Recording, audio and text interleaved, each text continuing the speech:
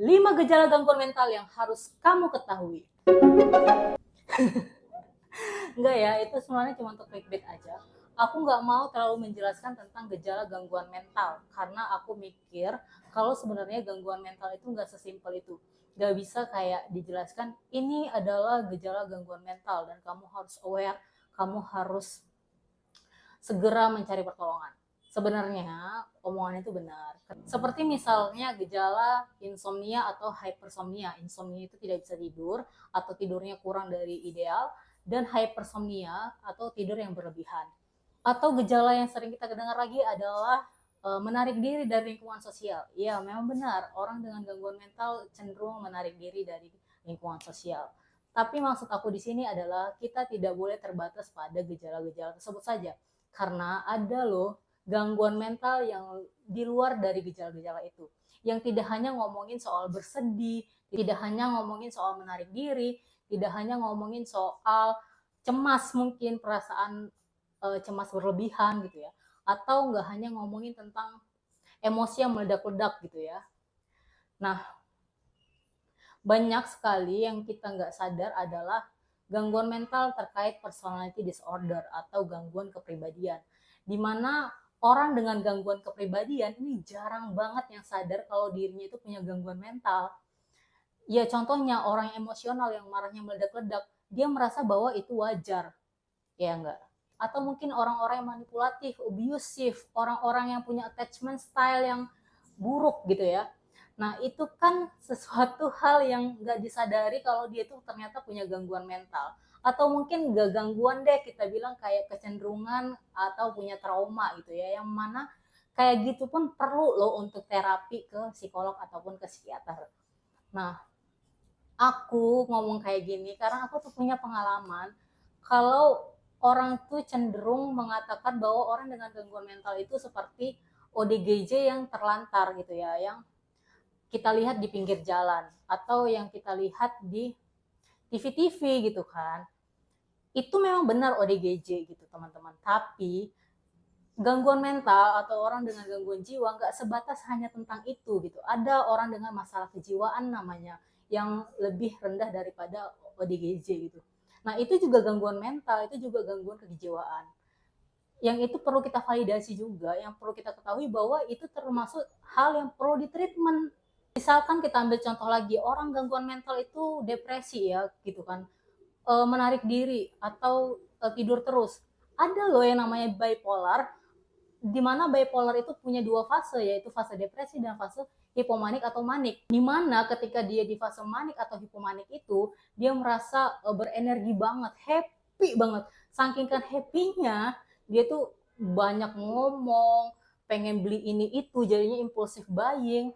Terus ya sehappy itulah, terus dia produktif juga gitu ya.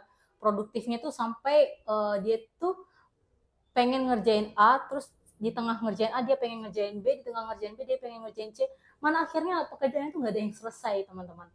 Bahkan dia sampai nggak tidur saking kan dia produktifnya. Nah tapi fase itu mungkin hanya sekitar 4 sampai 2 minggu gitu ya.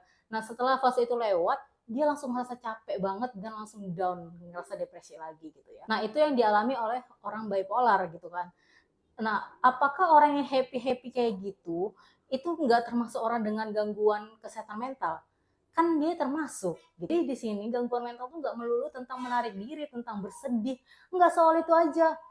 Bahkan ada yang bilang ya, orang dengan gangguan mental itu seharusnya dia di kamar aja, nggak bisa skincarean, nggak bisa full make up, nggak bisa dress up. Nggak gitu teman-teman.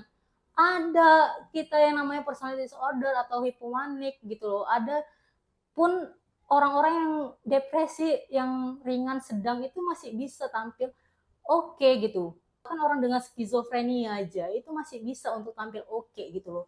Nah jadi tolonglah untuk tidak memberikan stigma buruk tentang orang dengan gangguan mental bahwa mereka itu nggak bisa kerja, nanti bakal berantakan kerjaannya. Enggak, mereka bisa kok untuk kerja, mereka bisa kok untuk produktif. Tapi memang di mana ada masa di mana kita tuh ngerasa overwhelmed dan ngerasa capek, ngerasa sad gitu ya, ngerasa nggak mood gitu ya, atau moodnya berubah-ubah gitu ya. Terus kita tuh ada kadang-kadang ngerasa anxiety, ngerasa cemas ketika diberikan tugas yang banyak gitu.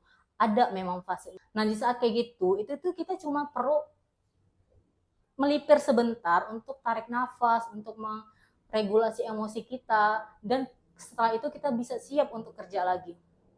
Kalaupun perlu istirahat, kita paling perlu izin 1-2 hari. Dan kalaupun memang kondisinya buruk dan perlu dirawat di rumah sakit, ya udah kita izin sakit gitu loh. Dan ini memang sakit gitu. Ini memang sakit yang nggak dibuat-buat, bukan karena pengen bolos kerja, enggak. Kita pun nggak pengen kayak gitu, tapi ya emang kayak gitu keadaannya teman-teman.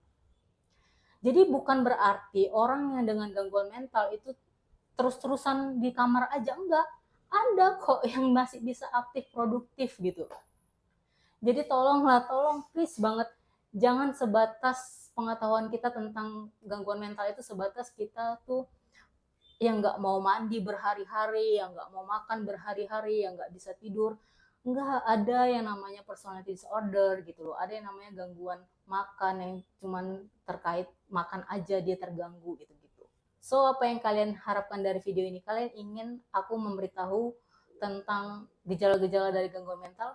Sebenarnya simple, ketika kamu sudah merasa tidak nyaman dengan dirimu, kamu sudah merasa akan merusak dirimu sendiri, kamu merasa bahwa kamu sudah mengganggu orang lain, aktivitasmu terganggu, tidurmu terganggu, hal-hal simple yang dalam kehidupan dunia ini sudah terganggu, segera cari pertolongan. Kalaupun nggak sampai terganggu teman-teman, misalkan kalian sudah banyak pikiran atau kalian merasakan kok aku kayaknya egois banget ya, atau kok teman-temanku menjauh ya dari aku gitu, atau apa ya, kayak sesimpel kok aku ngomongnya sering belibet ya, atau apa ya, hmm, kok aku people pleaser banget ya, nggak bisa nolak.